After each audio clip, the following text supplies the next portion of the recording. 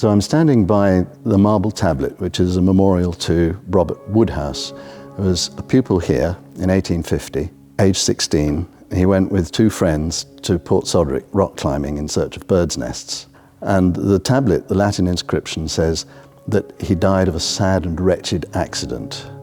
It really is quite poignant. Apparently that was quite a popular pastime for pupils at that time, one of whom was the son of the principal, who was an excellent rock climber and was famous for going higher than anybody else ever dared. He wrote about this in his autobiography, and he also wrote that years later he came back to the school and was talking to pupils here in the 1880s, and one of them said to him, "And do you know there's a legend about a boy who climbed all the way up to there?"